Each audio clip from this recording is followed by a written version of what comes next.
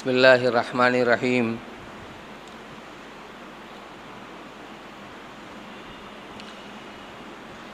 الحمد للہ رب العالمین والصلاة والسلام علی سید الانبیاء والمرسلین سیدنا محمد وعلی آلہ واصحابہ اجمعین، اما بعد۔ محترم حجاج کرام، احرام باندھ کر آپ مکہ مکرمہ سے منا تشریف لے گئے اور پھر منا سے مزدلفہ میں پہنچ چکے ہیں۔ دو تین باتیں عرض کرنی ہیں اس درمیان میں۔ ایک تو یہ کہ عرفات کے میدان میں وہ تو بالکل میدان ہے، اگر جمعہ کے دن وہاں پڑے تو جمعہ تو وہاں ہوگا ہی نہیں۔ منا کے اندر بھی شرائط پوری نہیں ہوتی جمعہ کی، اس لیے منا میں بھی جمعہ پڑھنا درست نہیں ہے، نہ عرفات میں جمعہ پڑھنا درست ہے۔ دوسری بات یہ، حضرت مولانا محمد منظور صاحب نعمانی رحمۃ اللہ علیہ نے لکھا ہے کہ حاجی جب مکہ مکرمہ سے منا جائے تو اس تصور کے ساتھ جائے کہ اللہ نے اپنا دربار منا میں لگایا ہوا ہے اور اللہ نے ہمیں وہیں پر بلایا ہے۔ اس تصور کے ساتھ جب حاجی لبیک پڑھتا ہوا جاتا ہے تو اس کے لبیک پڑھنے کی لذت مزید بڑھ جاتی ہے، بہت سکون ملتا ہے، بہت اس کو مزہ آتا ہے اس کے اندر۔ تو اس تصور کے سامنے ہمیں وہاں پہنچنا ہے۔ پھر جب منا سے مزدلفہ پہنچ گئے تو مزدلفہ میں بھی یہی تصور کے ساتھ پہنچنا ہے کہ اللہ نے اب آج ہمیں مزدلفہ کے میدان میں بلایا ہے۔ اس کا منا سے عرفات میں جب پہنچ جائیں تو وہاں یہی تصور کریں کہ اللہ نے عرفات میں بلایا ہوا ہے۔ کیوں بلایا ہے؟ نوازنے کے لیے بلایا ہے۔ اللہ کی رحمت اتنی قریب ہوتی ہے بندوں سے، اللہ آسمان دنیا پر نزول اجلال فرماتے ہیں، یعنی اللہ کی رحمت انتہائی قریب ہوتی ہے بندوں سے، اور ارشاد ہوتا ہے کہ میرے بندے بکھرے ہوئے بالوں والے گرد و غبار سے اٹے ہوئے آئے ہیں۔ میرے بندو، اگر تمہاری گناہ ریت کے ذروں کے برابر ہوں، دنیا کے درختوں کے پتوں کے برابر ہوں، بارش کے قطروں کے برابر ہوں، میں نے سب کو معاف کر دیا، جاؤ بخشے بخشائے اپنے گھروں کو لوٹ جاؤ۔ تو یہ تصور ہمارے پیش نظر ہونا چاہیے۔ مزدلفہ میں عرفات کے اندر ظہر کی نماز ظہر کے وقت میں پڑھی گئی تھی اور عصر کی نماز عصر کے وقت میں پڑھی گئی تھی، لیکن مزدلفہ میں آنے کے بعد چاہے جماعت سے نماز پڑھی جائے، چاہے کوئی تنہا نماز پڑھے، چاہے مسجد مشعر حرام کے اندر نماز پڑھی جائے، دونوں نماز ایک ساتھ پڑھنا ہے، ایک اذان اور ایک اقامت۔ لیکن اس کا دھیان رہے کہ اگر کوئی مزدلفہ میں عشاء کے وقت سے پہلے ہی پہنچ گیا تو ابھی وہاں نماز نہیں پڑھنی ہے۔ مزدلفہ میں حاجی کے لیے مغرب اور عشاء کی نماز کا وقت عشاء کی نماز میں ہوگا، کے وقت کے اندر ہوگا۔ پھر یہ نماز راستے میں نہیں پڑھ سکتے، چاہے کتنی ہی تاخیر ہو جائے، پہنچنا ہے مزدلفہ کے حدود کے اندر ہی، اس کے حدود میں پہنچ کر پھر ہمیں نماز پڑھنی ہے۔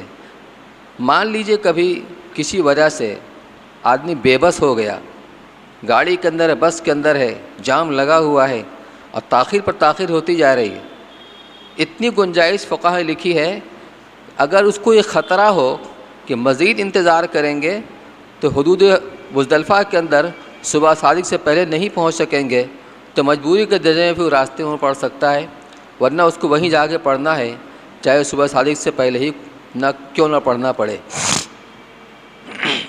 تو ہوگا یہ کہ اذان کہہ کر کے مغرب کی فرض پڑھی جائے گی اذان اور اقامت کے ساتھ، اور اس کے بعد بغیر اقامت کہے ہوئے عشاء کی فرض پڑھی جائے گی، پھر مغرب کی سنت مؤکدہ، پھر عشاء کی سنت مؤکدہ، اس کے بعد وتر پڑھنا ہے۔ مزدلفہ کی یہ رات وقوف جو اصل اس کا وقت ہے وہ تو صبح صادق کے بعد سے لے کر طلوع آفتاب سے پہلے تک کا ہے، یہ واجب ہے وقوف مزدلفہ۔ وقوف عرفہ یہ فرض تھا، لیکن جب آپ کے پاس کافی وقت بچا ہوا ہے، نماز پڑھ لینے کے بعد تو آپ اس وقت کو ضائع نہ کریں۔ یقیناً آپ چل کر آئے تو تھک گئے ہوں گے، تکان ہوگی اور تقاضا ہوگا آرام کرنے کا۔ ٹھیک ہے، بشاشت اندر میں پیدا ہو جائے، آپ تھوڑا آرام کر لیجئے، لیکن آپ مستقل آرام مت کیجئے، کیونکہ یہ رات حاجی کے حق میں شب قدر سے زیادہ قیمتی، مزدلفہ کی رات حاجی کے لیے شب قدر سے بھی زیادہ قیمتی ہے۔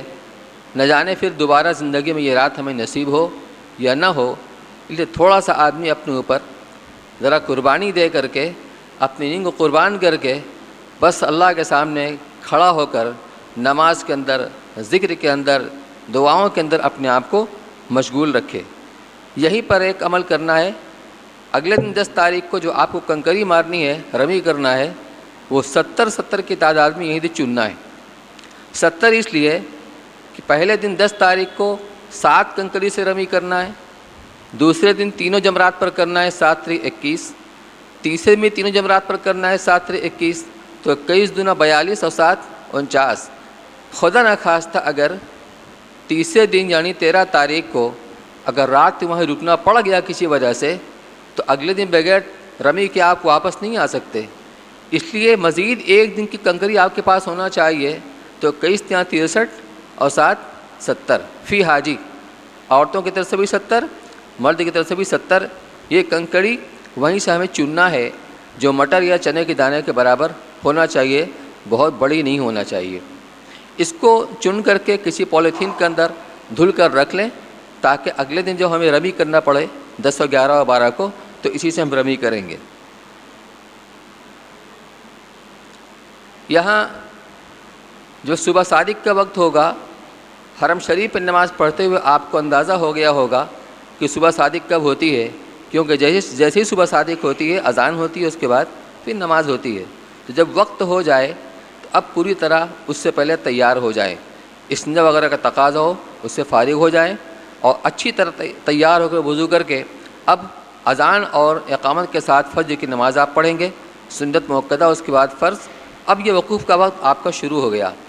یہ انتہائی قیمتی وقت ہے۔ جس طرح عرفات کے میدان میں عصر سے لے کر غروب آفتاب تک کا وقت انتہائی قیمتی تھا، اسی طرح یہ وقت بھی انتہائی قیمتی ہے۔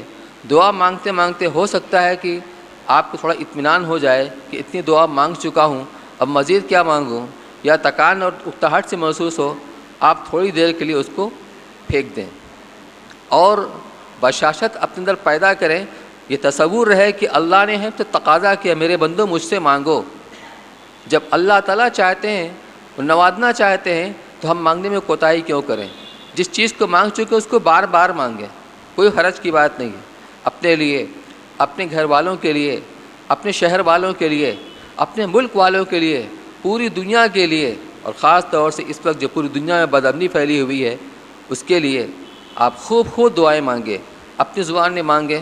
دعاؤں کی کتاب آپ کے پاس ہو، کبھی دعاؤں کو کتاب کے اندر پڑھیں، لیکن انداز صرف پڑھنے کا نہ ہو، انداز دعا کے مانگنے کا ہو۔ اجتماعی دعا ہو رہی ہو، اس کے اندر شامل ہو سکتے ہیں۔ یہ سلسلہ آپ کا چلتا رہے گا، کب تک؟ جب تک کہ سورج طلوع نہ ہو جائے۔ جب سورج طلوع ہونے میں کم و بیش 5 منٹ باقی رہے، اس کا آپ کو اندازہ ہوگا۔ وہاں ایک وقت آتا ہے الشروق، گھڑی پر لکھا ہوا ہوتا ہے الفجر الشروق، تو یہ شروق جو ہے سورج نکلنے کا وقت ہے۔ اس سے 5 منٹ پہلے جتنا آپ کا اختیاری عمل ہے، اس میں آپ سنتوں کی اتباع کی پوری کوشش کریں۔ یہ آپ کا اختیاری عمل ہے۔ تب تک وقوف کا وقت رہتا ہے، اس کے بعد آپ کو وہاں سے روانہ ہونا ہے۔ لیکن گزشتہ سال جو حجاج کرام گئے تھے، وہ یہ بتلا رہے ہیں کہ ہم لوگوں کو، یعنی کمیٹی والوں سے، جو لوگ حج کمیٹی سے گئے تھے، ان کو ایک احاطے کے اندر گویا کہ مقفل کر دیا گیا تھا، گیٹ میں تالا لگا دیا تھا، لوگ نکل نہیں سکتے تھے۔ نکلنے والے کسی طرح جہاں پر گنجائش تھی، جو جالی کی باڑ لگایا ہوا تھا، اس میں سے کہیں موقع دیکھ کر کے لوگ نکل گئے، ورنہ محتاط طریقے وہاں سے نکلنا ممکن نہیں ہوتا۔ تو تقریباً 9 ساڑھے 9 بجے نکالا تھا وہاں سے، اتنے بجے۔ کوئی حرج کی بات نہیں ہے، ہم ان کے نظام کے پابند ہیں، اگر تاخیر بھی ہوگی تو کوئی حرج نہیں ہے۔ اس لیے کہ جب 10 تاریخ کو آپ مینا میں جائیں گے، آپ کو بتایا گیا تھا کہ جب آپ 8 تاریخ کو مینا کے اندر آئیں گے تو ذرا سا اپنے خیمے سے نکل کر، یہ بچے کیا آپس میں باتیں کر رہے ہیں؟ باتیں مت کرو. تو ذرا مینا سے نکل کے اس کا لوکیشن دیکھ لیں, جمرات پر چلے جائیں, کتنی دور ہے, کس سائیڈ میں ہے, کتنی سڑک کراس کرنی پڑتی ہے, پوری اس کی نوعیت, اس کو لوکیشن کا جائزہ لے کر کے اب ہمیں 10 تاریخ کو مینا آنا ہے. کہاں سے؟ مزدلفہ سے. اب پیدل ہی آنا ہے. تو اگر آپ نے نکل کر ذرا سا لوکیشن دیکھ لیا ہوگا تو اپنے خیمے کے اندر پہنچنے میں آپ کو کوئی خاص دقت کا سامنا نہیں کرنا پڑے گا.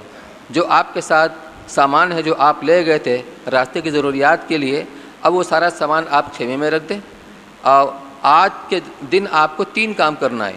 ایک تو رمی کرنا ہے جمرہ عقبہ کی. جمرہ عقبہ سب سے جو بڑا شیطان ہوتا ہے سب سے آخر میں ہوتا ہے. یعنی آپ مینا سے مکہ کی طرف چلیں گے تو پہلے جمرہ اولا آئے گا, اس کے بعد جمرہ وسطیٰ آئے گا, پھر جمرہ عقبہ آئے گا. تو جمرہ عقبہ کی رمی کرنی ہے بس. اور اس کے بعد کا عمل قربانی کا, اس کے بعد کا عمل حلق کرا کے اپنے احرام کو کھولنے کا. لہٰذا اب جب خیمے کے اندر آ گئے, آج رمی کرنے کا جو مستحب وقت ہے اور مسنون وقت ہے اس کے بارے میں ذرا آپ غور سے سنیں. رمی کا وقت شروع ہو جاتا ہے صبح صادق سے, پورے دن رہتا ہے حتیٰ کہ سورج غروب ہونے کے بعد اگلی رات کی صبح صادق تک رہتا ہے. میں نے بتایا تھا کہ اب رات پلٹ گئی, پہلے دن ہے اور اس کے بعد جو رات آئے گی اس دن کے تابع ہوگی. تو 10 تاریخ کے بعد جو رات آئے گی 10 تاریخ کے تابع ہے. لہٰذا کوئی اگر دن میں کسی وجہ سے رمی نہیں کر سکا تو وہ صبح صادق سے پہلے تک رمی کر سکتا ہے. تو صبح صادق سے لے کر طلوع آفتاب تک یہ مکروہ وقت ہے. مکروہ وقت ہے. آپ کو سنتوں پر زیادہ سے زیادہ عمل کرنا ہے تاکہ آپ کا یہ حج مبرور بنے.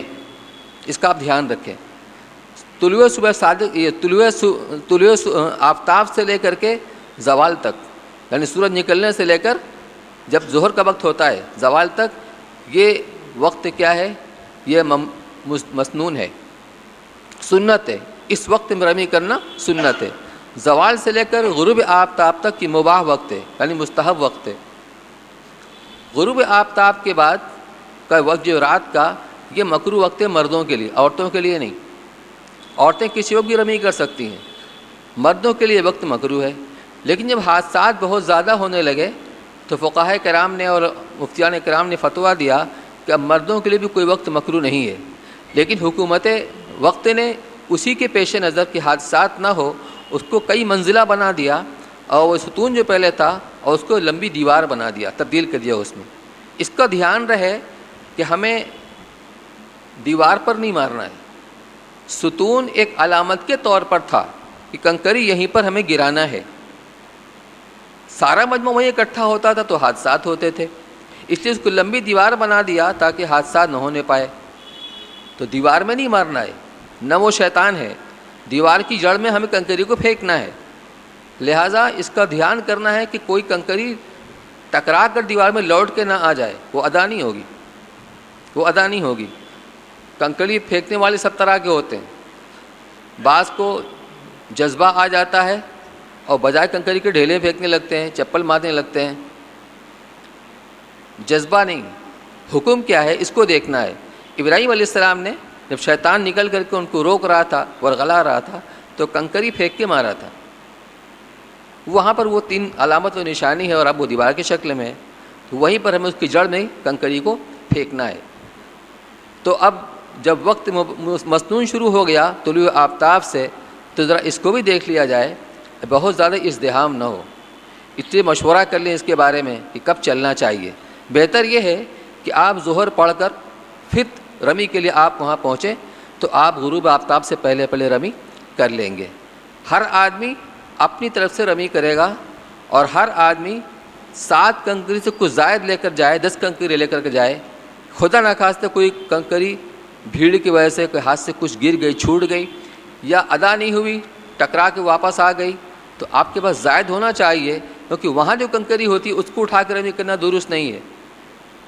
اب آپ سوچئے, لاکھوں آدمی رمی کرتے ہیں, کنکری مارتے ہیں, وہاں پر تھوڑی سی نظر آتی ہے. یہ وہ کنکری ہے جو مردود ہو گئی یا قبول نہیں ہوئی.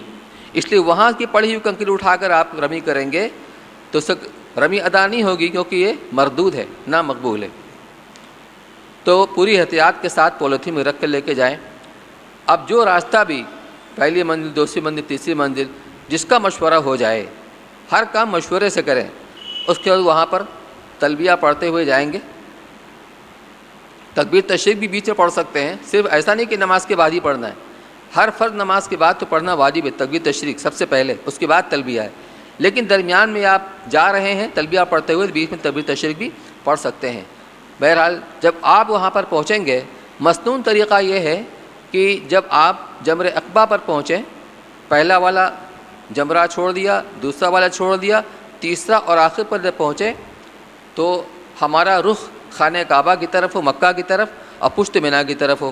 ہم مینا کی طرف سے آئے ہیں تو جب ہمارے سامنے دیوار ہوگی تو اس کا مطلب ہمارا رخ قبلے کی طرف ہے اور ہماری پشت مینا کی طرف ہے. اگر وہ سہولت ہو سکے تو کسی بھی سنت سے مستحب عمل کے لیے اپنی جان کو جوکھم میں نہیں ڈالنا ہے، بسہولت اگر ہو سکے تو. اور بھیڑ شروع میں زیادہ رہتی ہے، آپ جتنا آگے بڑھ جائیں گے اتنی بھیڑ کم رہے گی. یہ موقع پر آپ کی ذمہ داری ہے کہ آپ اس کو یقینی بنائیں کہ آپ کہاں سے، اس لیے جیسا موقع ہو آپ ویسے بھی کنکری مار سکتے ہیں. لیکن سنت طریقہ یہ ہے، 7 کنکری آپ نے انگوٹھے اور کلمہ انگلی سے پکڑ کر بسم اللہ اللہ اکبر، بسم اللہ اللہ اکبر. اگر آپ کو دعا لمبی یاد ہے، بسم اللہ اللہ اکبر رغما للشیطان وردا للرحمن، ہر کنکری کو یہ پڑھ کر کے ہمیں آپ اس میں ڈالنا ہے، دیوار کی جڑ کے اندر ڈالنا ہے. مستورات کو بھی ساتھ لے کر کے جائیں، وہ بھی آپ کے ساتھ کنکری ماریں گی. تساہلی کی وجہ سے ایسا نہیں ہونا چاہیے کہ آپ میری کنکری مار دیجئے. دوسرے کی طرف سے کنکری اسی وقت ادا ہوگی جب وہ دوسرا شخص جو آپ کو ذمہ دار بنا رہا ہے کنکری مارنے کا، اتنا معذور ہو کہ بیٹھ کر وہ کھڑے ہو کر نماز نہیں پڑھ سکتا، اتنا بیمار اور معذور ہے کھڑے ہو کر نماز نہیں پڑھ سکتا، ویل چیئر پر جا نہیں سکتا، تو اس کی طرف سے کنکری ماری جائے گی. اگر کوئی ایسا شخص واقعتاً ہے، بیمار ہے، معذور ہے، تو اس کی طرف سے جو آدمی کنکری مارے گا پہلے اپنی ساری کنکری مار لے گا، اس کے بعد اس کی طرف سے مارے گا. تو چونکہ پہلے دن 10 تاریخ کو تو صرف ایک جمرہ پر رمی کرنا ہے، اپنی طرف سے 7 کنکری مارا، اور اگر کسی کی طرف سے مارنا ہے اپنی پوری مارنے کے بعد تو اس کی طرف سے ماریں گے. لیکن اگر 11 تاریخ کو یا 12 تاریخ کو تینوں جمرات کی رمی کرنی ہے، اس میں ایسا نہیں ہوگا کہ پہلے جمرہ اولیٰ کے اوپر اپنی کنکری ماری پھر دوسرے کی طرف سے، جمرہ وسطیٰ پر گئے پہلے اپنی ماری پھر دوسرے کی طرف سے، نہیں، پہلے اپنی تینوں جمرات پر مار لیں گے، اس کے بعد اب دوسرے کی طرف سے ماریں گے. اور یہ بات بھی ہے کہ جمرہ عقبہ پر کنکری مارنے کے بعد آپ کو واپس نہیں آنے دیا جائے گا، چونکہ فوج کا وہاں پر انتظام رہتا ہے، وہ آپ کو لوٹنے نہیں دیں گے، ایک لمبا چکر لگانا پڑے گا. اس لیے کوشش اس بات کی جائے کہ ہر آدمی اپنی کنکری الگ مارے. ہاں کوئی معذور ہے، بیمار ہے، عورتیں بھاری بدن کی ہیں، نہیں چل سکتی ہیں تو ویل چیئر کا استعمال کیا جائے، لیکن کوشش کی جائے کہ اپنے ہاتھ سے وہ کنکری ماریں. تو آپ نے کنکری مار لیا، کنکری مارنے کے بعد پلٹ کر چلے آنا ہے، دعا نہیں ہے. جمرہ عقبہ کے بعد دعا نہیں ہے، بس کنکری مار کے وہیں سے واپس آ جائیں گے. اس کے بعد کا عمل کیا ہے؟ قربانی کا. اب یہاں مسئلہ بنتا ہے کہ آپ نے قربانی کے بارے میں کون سی شکل آپ نے اختیار کی ہے. اگر آپ نے کسی کو ذمہ دار بنا دیا ہے قربانی کرنے کا، قابل اعتماد آدمی، ایسا بھی ہوتا ہے اگر وہ اعتماد کا آدمی ہے کہ ہم جب رمی کر لیں گے اس کے بعد آپ سے کانٹیکٹ کریں گے پھر آپ قربانی کرنا، یہ سب سے محتاط طریقہ ہے. رمی میں تاخیر بھی ہو سکتی ہے، رمی وقت سے بھی ہو سکتی ہے، اس لیے اگر آپ رمی کرنے کے بعد اس سے کانٹیکٹ کر کے ہاں ہماری رمی ہو گئی، اب آپ قربانی ہماری طرف سے کر دیجئے، بہت بہتر ہے. الحمدللہ ہم لوگ کے ساتھ ایسا ہوا، اب بہت جلدی فارغ ہو گئے، صبح 8:30 بجے تک سب کر کے فارغ. اور اگر ایسا نہیں ہے تو جس کو آپ ذمہ دار بنا رہے ہیں اس سے وقت لے لیجئے کہ آپ فلاں وقت میں ہماری قربانی کیجئے. احتیاط کا تقاضا یہ ہے قربانی اگلے دن کرائیے 11 تاریخ کو. خدا نخواستہ کسی وجہ سے اگر آپ نے رمی نہیں کر سکے تو ترتیب الٹ جائے گی.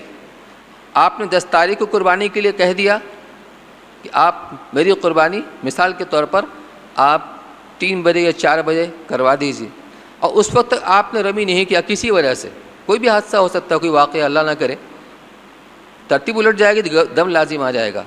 تو حنفیہ کے یعنی ہمارے احناف کے یہاں اس میں ترتیب لازم ہے، پہلے رمی اس کے بعد قربانی، اس کے بعد پھر حلق کرا کے احرام کھولنا۔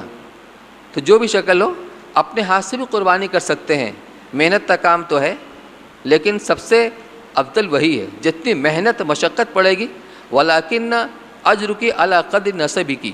اللہ کے رسول صلی اللہ علیہ وسلم نے صدیقہ عائشہ رضی اللہ تعالیٰ سے فرمایا تھا کہ تمہارے عمرہ کا اجر ہے، جتنی تمہیں مشقت اس کے اندر اٹھانی پڑے گی اس کے اعتبار سے ہوگا۔ اب اجازت نہیں ہے، بہرحال وہاں پر جا کے کیا صورتحال بنتی ہے آپ اس کو محسوس کریں گے، دیکھیں گے۔ لیکن جو بینک والے ہیں ان کا کوئی اعتبار نہیں ہے، وہ کب کریں گے قربانی۔ قربانی ہو گئی، اب اس کے بعد آپ کو حلق کرا کے اور احرام کھول دینا ہے۔ آپ کے پاس ایک جوڑا نیا کپڑا ہونا چاہیے احرام کھلنے کے بعد زیب تن کرنے کے لیے۔ اگر آج آپ کا احرام نہیں کھولے گا، مثال کے طور پر آپ نے قربانی کے لیے اگلے دن کہا ہے 11 تاریخ کو، رمی آپ کر چکے ہیں، ایک بہت بڑا عمل ہے حج کا دوسرا فریضہ، وہ ہے طواف زیارت۔ طواف زیارت میں ان عملوں کے اندر ترتیب لازم نہیں ہے۔ طواف زیارت کا وقت بھی شروع ہو جاتا ہے 10 تاریخ کو صبح صادق سے اور 12 تاریخ کے غروب آفتاب تک رہتا ہے۔ لہٰذا اگر آج آپ کا احرام نہیں کھلے گا، قربانی کے بعد ہی احرام کھلے گا، تو آپ آدھا راستہ آ چکے ہیں، آدھا راستہ اور چلے جائیے، مکہ مکرمہ پہنچ جائیں گے، طواف زیارت کر لیں گے۔ آدمی کو سکون مل جاتا ہے کہ ایک بہت بڑا عمل ہو گیا۔ جتنا تاخیر کریں گے اتنی آدمی کو اس کے فکر لگی رہتی ہے، ایسا نہ ہو کوئی رکاوٹ پیدا ہو جائے۔ تو آپ طواف زیارت کر لیں گے، طواف زیارت کرنے کے بعد پھر آ جائیں گے مینا میں لوٹ کر کے۔ اور اگر آپ کا احرام کھل چکا ہے تو احرام کھلنے کے بعد اب آپ نہا دھو کر کے نیا لباس پہن لیجئے، اللہ کا شکر ادا کیجئے کہ اللہ تعالیٰ نے محض اپنے فضل و کرم سے اس مقدس مقام پر بلایا اور حج کرنے کی توفیق و سعادت نصیب فرمائی۔ اللہ تعالیٰ سے اس بات کی بھی اس کا شکر ادا کریں، اور جو کچھ کمی کوتاہی ہو گئی ہے ان مقامات مقدسہ کے سلسلے میں جو ہم سے بے اکرامی بے احترامی ہو گئی ہے، اللہ اپنے فضل سے اسے معاف فرمائے اور نیا کپڑا زیب تن کریں، اور کچھ ہم ریال صدقہ کر دیں۔ جیسے روزہ کے اندر صدقہ فطر ہوتا ہے، یہ کیا ہے؟ طہر للصیام من الرفث واللغو من الرفث وطعام للمساکین، کہ جو ہمارے روزے کے اندر کچھ کمی کوتاہی ہو گئی ہے اس کی تلافی ہو جاتی ہے صدقہ فطر سے۔ تو وہاں ہم جتنا اللہ توفیق دے، ضروری نہیں کہ ہم 8-10 ریال کو زیادہ بھی صدقہ کر سکتے ہیں۔ جب وہاں ہم پہنچے ہیں اللہ کو راضی کرنے کے لیے، اور ہر عمل کا ثواب وہاں بڑھا دیا جاتا ہے۔ ہم حالت احرام میں جب آدمی چلتا ہے تو ایک قدم پر 700 نیکی حرم کی لکھی جاتی ہے۔ کتنا آدمی کو چلنا پڑتا ہے۔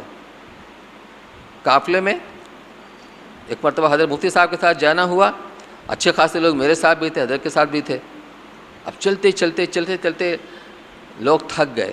اب جب تھک گئے جھلاہٹ سے اکتاہٹ سے ہونے لگی، تو میں نے ان کو رو کر کے وہ فضیلت سنائی اس حدیث کی کہ احرام کے بعد سے جب آدمی چلتا ہے تو ہر قدم پر حرم کی 700 نیکی لکھی جاتی ہے، حرم کی ایک نیکی 1,00,000 نیکی کے برابر ہے۔ بس آدمی کو ذرا سا تازگی آ جاتی ہے اور ہر مشقت برداشت کرنے کے لیے تیار ہو جاتا ہے۔ تو عمل کے وقت میں تصور کچھ ہوگا جو وعدہ کیا گیا ہے، تو پھر حوصلہ ملتا ہے اور گویا کہ وہ تکان بھاگ جاتی ہے۔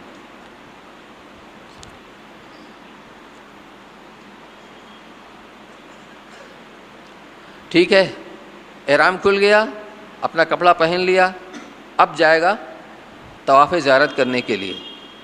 طواف زیارت کرنے کے لیے اگر وقت ہے تو اسی وقت چلا جائے، یا مشورہ ہو جائے کہ اگلے دن چلیں گے، اگلے دن چلا جائے۔ بہرحال وہ آ کر وہاں پہ آپ کو طواف زیارت کرنا ہے۔ طواف زیارت دوسرا فرض ہے حج کا۔ آپ کا احرام اگرچہ کھل گیا ہے لیکن آپ کی میم صاحب نہیں ہوئی ہیں، جب تک طواف زیارت نہیں کر لیں گے ان سے تعلق کرنا جائز نہیں ہوگا، چاہے پوری زندگی گزر جائے۔ اس لیے طواف زیارت بہرحال کرنا ہے، وقت کے اندر کرنا ہے۔ اب وہاں پہنچ کے طواف زیارت کرنے کے لیے یہاں ایک سوال آیا ہے کہ حج کی صحیح کب کرنی ہے، اسی ضمن میں اس کو بھی سنتے چلیں۔ حج کی صحیح اصل اور افضل تو یہی ہے کہ وہ 10 تاریخ کو رمی کرنے کے بعد، قربانی اور حلق کرانے کے بعد، یا کم از کم رمی کرنے کے بعد جب طواف زیارت کرے گا تو طواف زیارت کے ساتھ ساتھ ہی صحیح کر لے گا، یہ افضل طریقہ ہے۔ لیکن علماء کرام نے اس کی گنجائش دی ہے، نکالی ہے کہ اگر کوئی جب حج کا احرام باندھنے کے لیے حرم شریف آیا تو حج کا احرام باندھنے کے بعد اگر وہ حج کی صحیح پہلے کرنا چاہتا ہے تو ایک نفلی طواف کر لے، اس نفلی طواف کے اندر استوا اور رمل دونوں ہوگا۔ جس طواف کے بعد صحیح کرنا ہے اس طواف میں رمل بھی ہوگا، اور اگر حالت احرام میں یعنی احرام کی چادر پہن کے کر رہا ہے تو اس میں استوا بھی ہوگا۔ لہٰذا ایک نفلی طواف رمل استوا کے ساتھ کرے گا، اس کے بعد حج کی نیت سے صحیح کرے گا۔ جب وہ پہلے صحیح کر لے گا تو پھر طواف زیارت کرنے کے لیے آئے گا تو اب صحیح کرنے کی ضرورت نہیں ہے۔ لیکن اس کو بھی سمجھ لیجئے کہ چاہے پہلے کرے چاہے بعد میں کرے، بھیڑ کم نہیں ہوتی ہے۔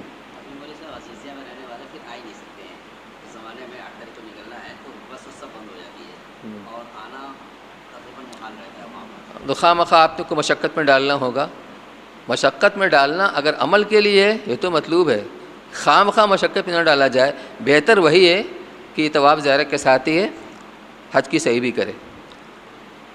تو 10 تاریخ کو یہ کام ہو گیا۔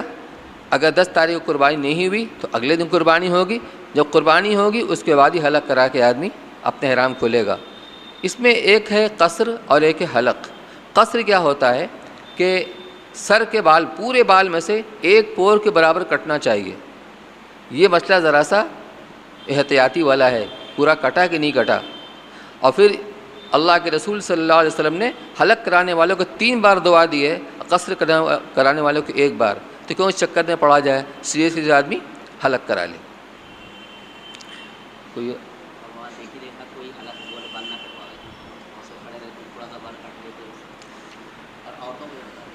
ہاں، یہ جو ہے مولانا نے بتایا، جب آپ مکہ مکرمہ میں عمرہ کا طواف اور صحیح کرنے کے بعد، اب تو پتہ نہیں وہاں پر ہے نہیں، ابھی بھی رہتے ہیں، دیکھیں گے آپ کچھ لوگ ادھر سے کچھ بال کاٹ لیا، 2-4 کچھ ادھر سے کاٹ لیا، ان کے چکر میں یہ پڑنا ہے۔ جو آپ کو بتایا جا رہا ہے اس کے اعتبار سے کریں، سیدھے آپ کو حلق کرانا ہے۔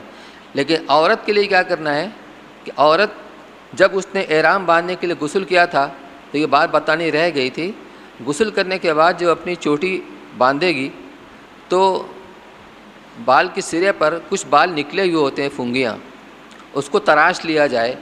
کیوں کہ جب وہ احرام کھولنے کے لیے 1 پور کے بقدر اپنا بال کاٹیں گی تو آدھا سے زیادہ بال اس میں آنا چاہیے۔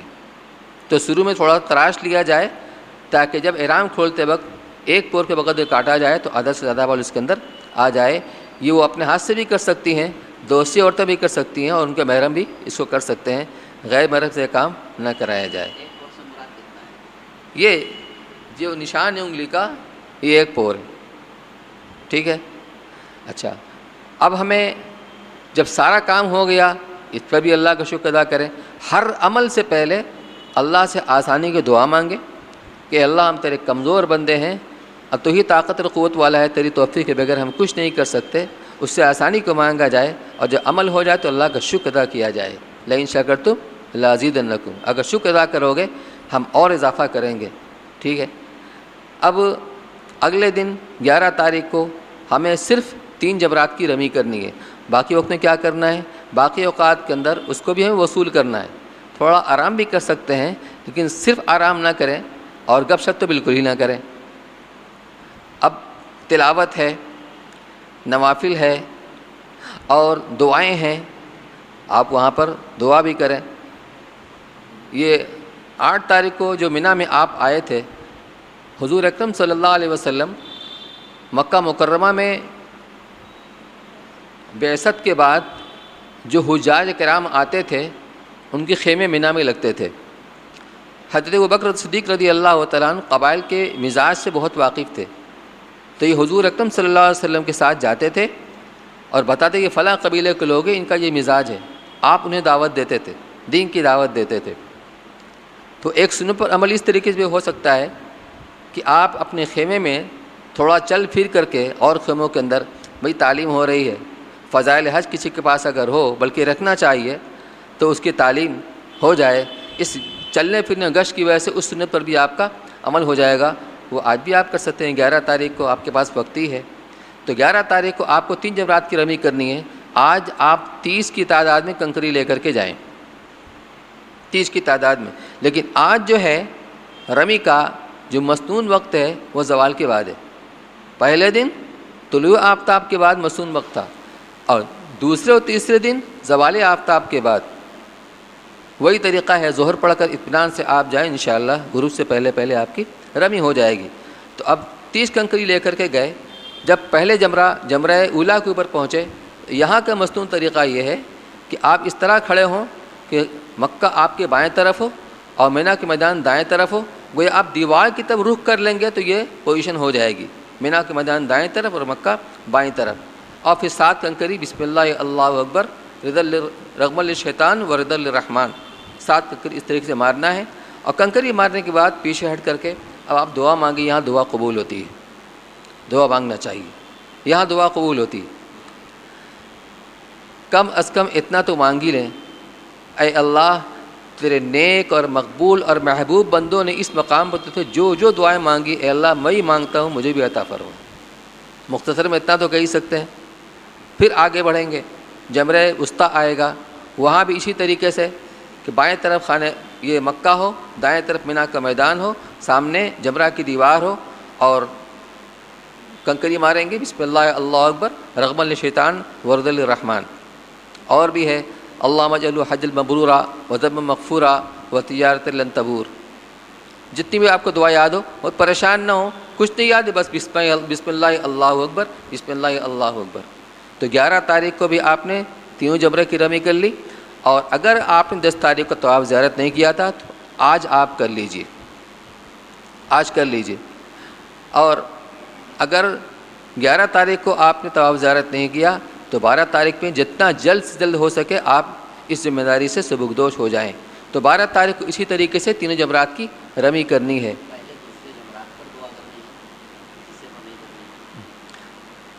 تو جمرہ وسطیٰ پر پہنچ کر کے آپ نے رمی کی، اس کے بعد پھر پیچھے ہٹ کر آپ دعا مانگیں گے.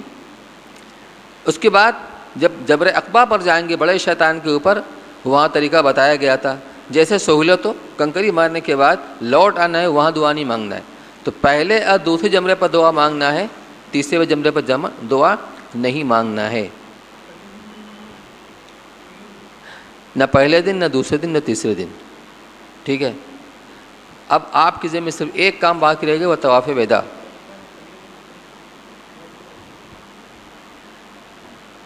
جمرہ عقبہ پر رمی کے بعد دعا ہے ہی نہیں، نہ پہلے دن، نہ دوسرے دن، نہ تیسرے دن.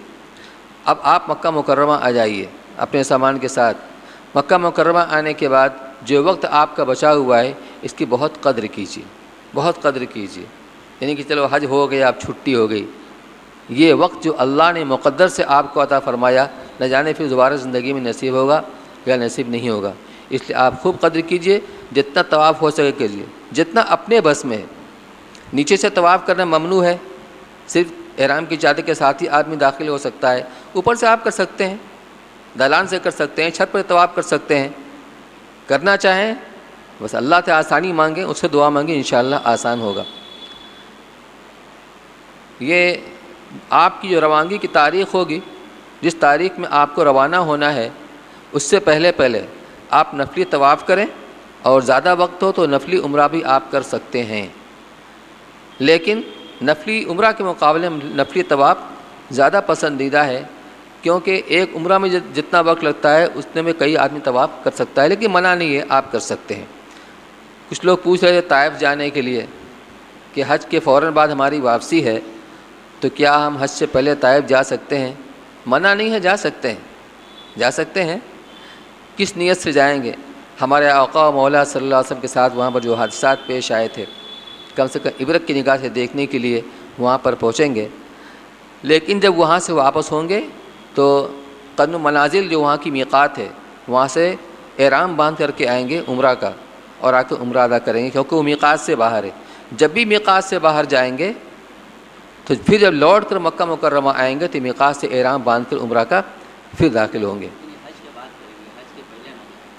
میں نے یہی کہا تھا کہ بہتر ہے کہ حج کے بعد کریں.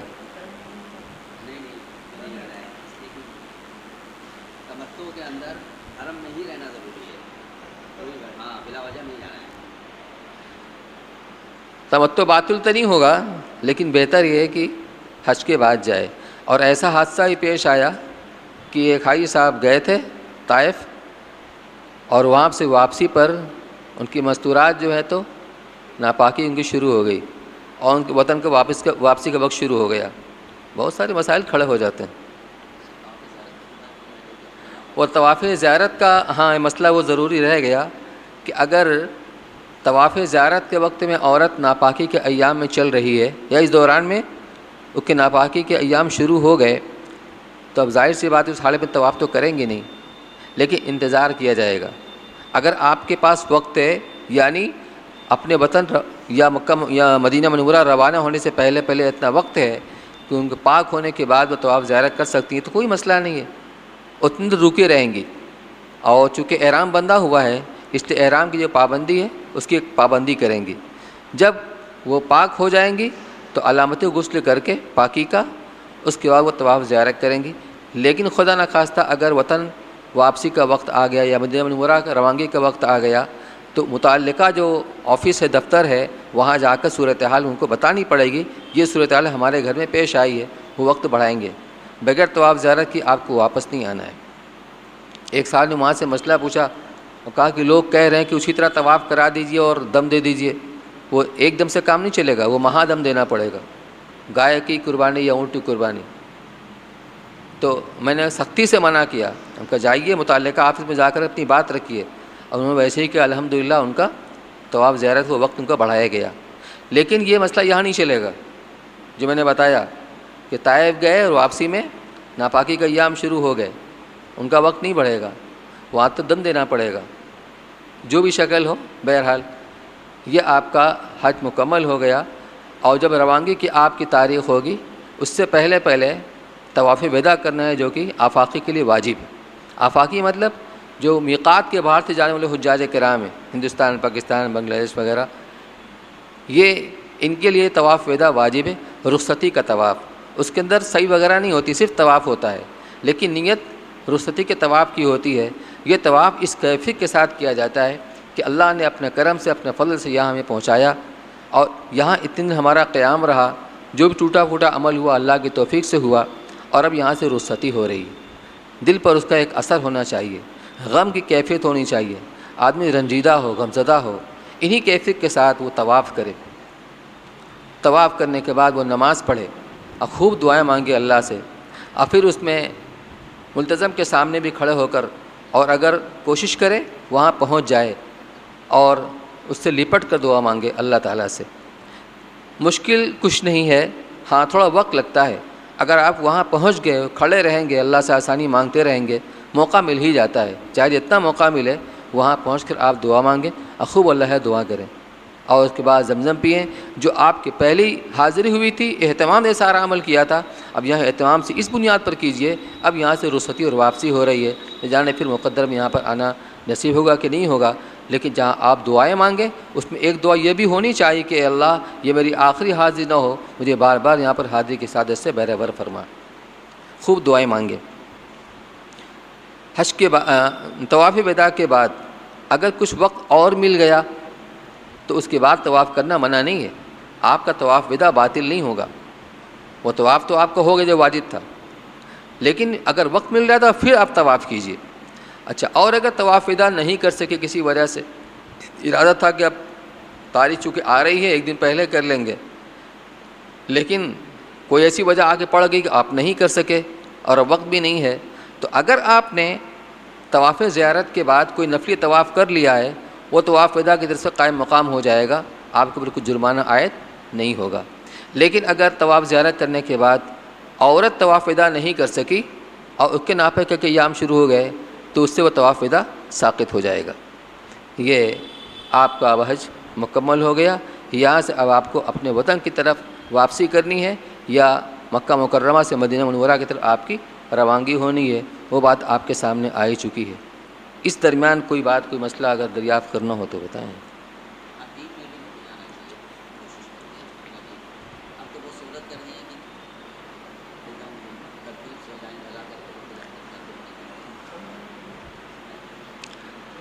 یہ آپ آتے جاتے رہیں گے حرم میں تو آپ کو اندازہ ہو جائے گا حتیم یہ وہ حصہ ہے جو خانہ کعبہ کا تھا، لیکن جتنی اس وقت حتیم کی دیوار ہے وہ سب کی سب کعبہ کا حصہ نہیں ہے، تقریباً 7 ہاتھ، 7 ہاتھ کا مطلب 10.5 فٹ، یہ جو ہے تو خانہ کعبہ کا حصہ۔ اصل میں حضور اکرم صلی اللہ علیہ وسلم کی حیات طیبہ میں بعثت سے پہلے مشرکین مکہ نے خانہ کعبہ کی جب مرمت کی نوبت آئی تو انہوں نے یہ طے کیا ہم حلال کمائی کا پیسہ لگائیں گے، اس سے مشتبہ حرام کمائی کا پیسہ نہیں لگے گا۔ وہ پیسہ کم پڑ گیا تو انہوں نے اس طرف کی بنیاد کو پیچھے کھسکا دیا جس طرف حتیم ہے، اس طرف حتیم ہے، تو اب وہ چوکور ہو گیا کعبہ، پہلے لمبا تھا۔ حضرت عائشہ صدیقہ رضی اللہ تعالیٰ عنہ نے یہ گویا کہ منت مانی تھی یا ان کا ارادہ تھا کہ میں خانہ کعبہ کے اندر نماز پڑھوں گی، تو رسول اللہ صلی اللہ علیہ وسلم نے ان کا ہاتھ پکڑ کر حتیم میں داخل کر دیا کہ یہاں نماز پڑھ لو۔ تو جو آدمی حتیم کے اندر نماز پڑھتا ہے گویا خانہ کعبہ کے اندر نماز پڑھ رہا ہے، گویا کہ اب کسی وہ خوش نصیب ہوگا تو خانہ کعبہ کے اندر اس کا داخلہ ہوگا۔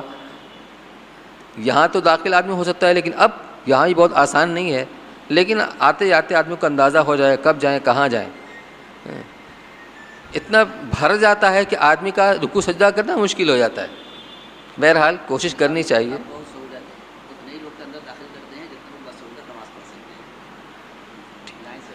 اور بھی کچھ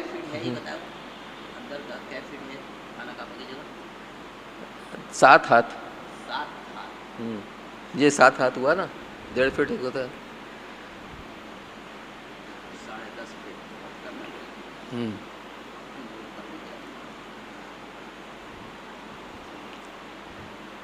بھائی ختم کر دیا جائے، کچھ سمجھنا پوچھنا ہے؟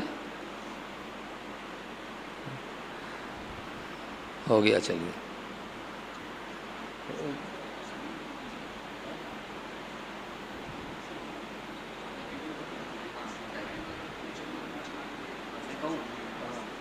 وہاں جتنے بھی متبرک مقامات ہیں سب سے فائدہ اٹھانا چاہیے۔ بھئی کبھی کبھی نماز کی ترکات میں شک ہو جاتا ہے تو طواف کے چکر میں بھی، پھیرے میں بھی شک ہو جاتا ہے، اس کا دھیان رہے۔ اگر آپ کے پاس دعا والی کتاب ہے تو اس میں ایک فائدہ یہ بھی رہے گا، ہر چکر کی الگ الگ دعا ہے۔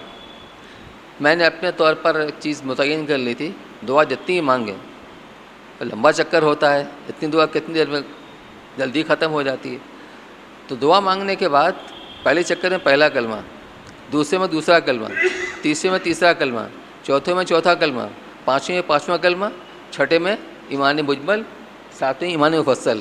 تو یہ متعین ہے کہ یہ فلاں چکر ہے۔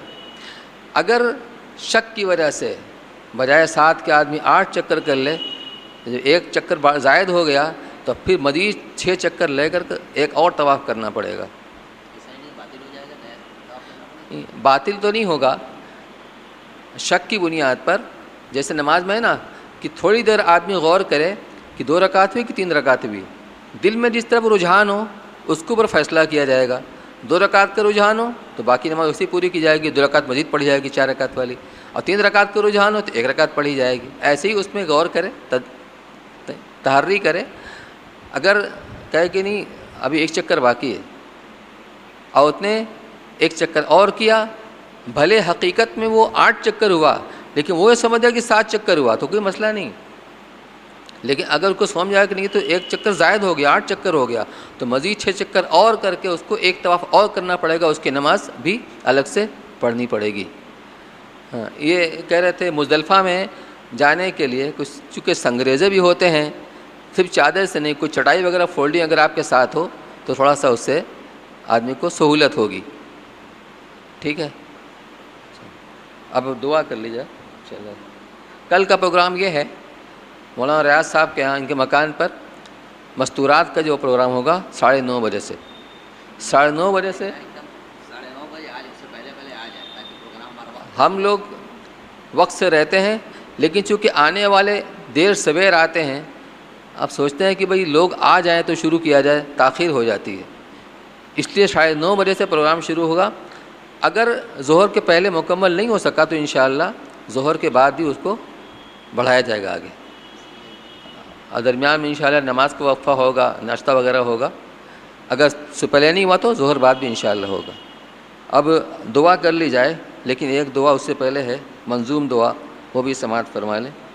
اپنے ساتھ لے کر آئے ہیں سر کے مجھے ضرورت نہیں ہے. مردوں کے لیے منائی نہیں ہے، اپنے مسورات کو ساتھ لے کر آئیں.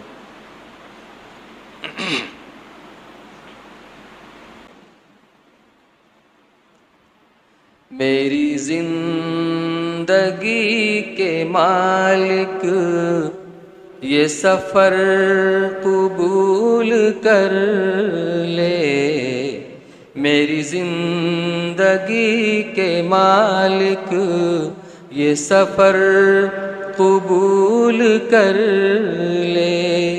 میرا کارواں چلا ہے تیرے گھر قبول کر لے.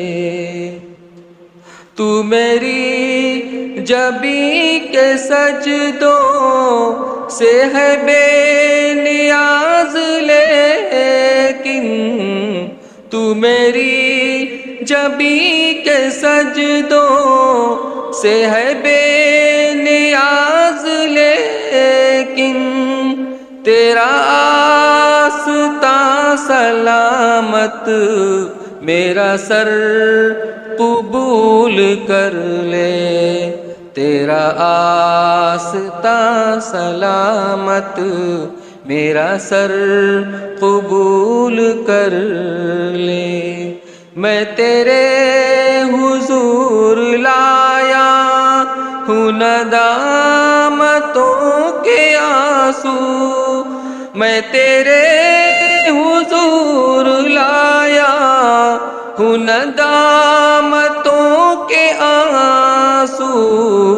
تجھے رحمتوں کا صدقہ یہ گوہر قبول کر لے. تجھے رحمتوں کا صدقہ یہ گوہر قبول کر لے. ہے تیرے نبی کا فرمان تجھے معذرت ہے پیاری، ہے تیرے نبی کا فرمان تجھے معذرت ہے پیاری. جو جھکی ہوئی ہے یا رب وہ نظر قبول کر لے. جو جھکی ہوئی ہے یا رب وہ نظر قبول کر لے. میرے پاس جیسا دل تھا وہی لے کے آ گیا ہوں. میرے پاس جیسا دل تھا وہی لے کے آ گیا ہوں، وہی لے کے آ گیا ہوں. تو یہ دل قبول کر لے، یہ جگر قبول کر لے. تو یہ دل قبول کر لے، یہ جگر قبول کر لے. میں یہ جانتا ہوں سکے ہے میرے تمام کھوٹے، میں یہ جانتا ہوں سکے ہے میرے تمام کھوٹے. یہ کرم مزید ہوگا تو اگر قبول کر لے. یہ کرم مزید ہوگا تو اگر قبول کر لے. میرے پاس میرے عیبوں کے سوا تو کچھ نہیں ہے، میرے پاس میرے عیبوں کے سوا تو کچھ نہیں ہے. بھلا کس زبان سے کہہ دوں کہ ہنر قبول کر لے، بھلا کس زباں سے کہہ دوں کہ ہنر قبول کر لے۔ تیرے پاس ہے خدائی، میرے پاس ہے گدائی، تیرے پاس ہے خدائی، میرے پاس ہے گدائی، مجھے مانگنا نہ آیا تو مگر قبول کر لے، مجھے مانگنا نہ آیا تو مگر قبول کر لے۔ میرے زندگی کے مالک یہ سفر قبول کر لے، میرا کارواں چلا ہے تیرے گھر قبول کر لے، آمین۔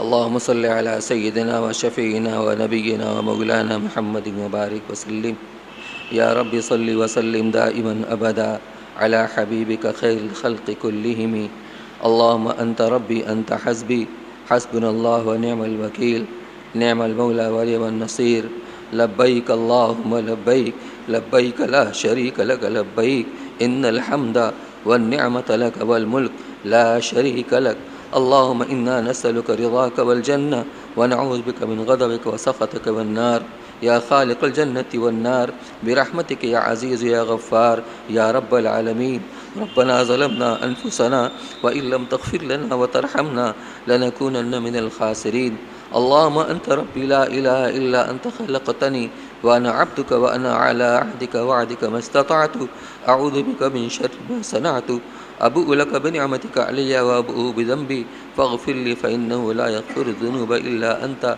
لا إله إلا الله الحليم الكريم، سبحان الله رب العرش العظيم، الحمد لله رب العالمين، نسألك موجبات رحمتك وعزائم مغفرتك والعصمة من كل ذنب والغنيمة من كل بر والسلامة من كل إثم، لا تدع لنا ذنبا إلا غفرته ولا هما إلا فرجته ولا كربا إلا نفسته ولا ضرا إلا كشفته ولا دينا إلا أديته ولا مريضا إلا شفيته وعافيته ولا حالة من حوائج الدنيا والآخرة إلا قضيتها ويسرتها يا أرحم الراحمين يا أكرم الأكرمين، رب اغفر وارحم وأنت خير الراحمين، الہ العالمین ہم سب کے یہاں جمع ہونے کے بے انتہا قبول فرما۔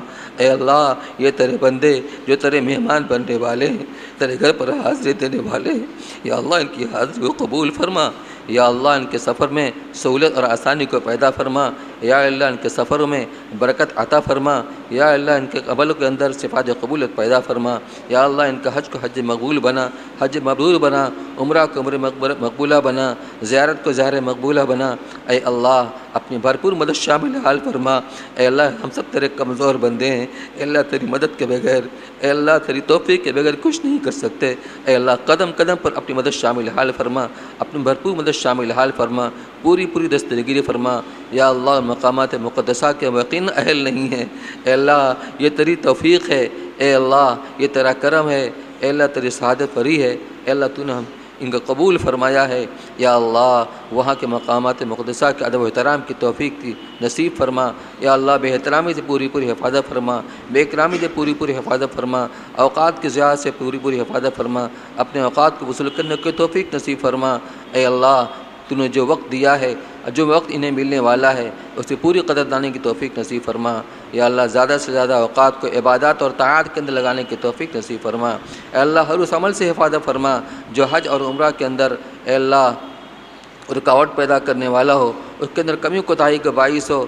اے اللہ ہر ایسے عمل کی توفیق نصیب فرما جو تجھے راضی کرنے والا ہو، اپنے پسندیدہ اعمال کی توفیق، اس کی رغبت اور شوق دلوں کے اندر پیدا فرما، کرنا آسان فرما، قبول فرما، ناپسندیدہ اعمال کی نفرت اور اس سے بہت دلوں کے اندر پیدا فرما کے اس سے بچنا ہم سب کے لیے آسان فرما۔ یا اللہ حرمین شریفین کی برکات و ثمرات سے پورے طور پر مستفید فرما۔ اے اللہ جو تیرے بندے وہاں پر حاضر ہو چکے ہیں ان کو بار بار حاضری کی سعادت نصیب فرما۔ اے اللہ ہم گنہگاروں کو بھی اس کے لیے قبول فرما، جو حاضر نہیں ہو سکے ان کو بھی حاضر کی توفیق و سعادت سے بہرور فرما۔